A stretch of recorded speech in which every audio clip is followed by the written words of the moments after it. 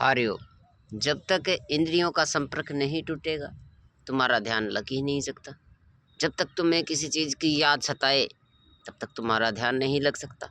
इंद्री का संपर्क तोड़ने के लिए मनुष्य को एक स्थिरता में आना पड़ेगा, मन पे काबू पाना पड़ेगा। मन पे जैसे ही काबू पा लोगे ध्यान घटित हो जाएगा। जो आत्म तत्व है वो झलक के बाहर आएगा। शरीर और मन दोनों के बीच में ही तो वो स्थिर है। जो स्थिर ज्योति है वो दिखेगी।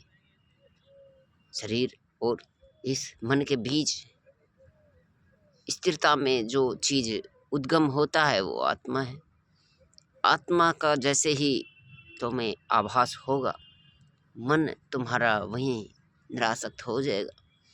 जहाँ मन निरासक्त हो जाए और उसका आभास करने लगे बस वहीं से मन संभलने लग जाएगा। जहाँ मन संभलने लग जाएगा वहीं तुम्हें आगे की चेतनाओं के बारे में अनुभूति होने लगेगी। जब चेतना तुम्हारी उच्च स्तर पे पहुँचेगी तब तुम्हें लगेगा कि सांख्य योग तो तुम्हारे अंदर ही था। जन्म मरण ये भोग विलास ये सब झूठे। इस खेल में से निकलने के लिए मनुष्य की चेतना का विकास जैसे ही होता है वो इससे निकल जाता है। पर चेतना का विकास तभी होता है जब मन शांत हो जाए, स्थिर हो जाए। ये चंचलता में इस प्रकार भोगों में डुबोता है कि तुम्हें ऐश आराम और अपने इंजॉय में ये आपको घुमाता रहता है। इस पे काबू पाना बहुत ही बलपूर्वक काम है। ये बार बार तुम्हें ऐसे ऐसे कार्य करवाता है जिससे तुम्हारा शरीर संतुष्ट हो। पर देखोगे कि थोड़ी देर बाद तुम्हारा शरीर फिर उसी चीज़ को भोगने के लिए दोबारा तैयार है। तो इंद्रियों का संपर्क जब तक बैलेंस नहीं बनता कोई भी मनुष्य दुख और सुख के कांटे से नहीं निकल सकता।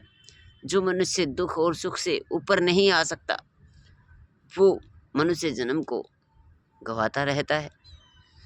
जो इससे ऊपर आता है उसका पाप पुण्य भी नष्ट हो जाता है। वो धर्म से ऊपर की यात्रा के लिए तैयार हो जाता है। तो विद्या को पाने के बाद ही मनुष्य धर्म से ऊपर की यात्रा प्रदान करता है। धर्म से ऊपर की यात्रा विद्या के पाने के बाद है जहाँ धरती पे स्थान बन जाता है।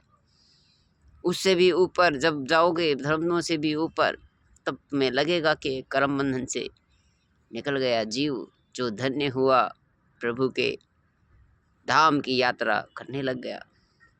तब तुम्हारे आत्म जागृति होने लग जाएगी। तब तुम्हें आत्मा का अनुभव महसूस होने लगेगा।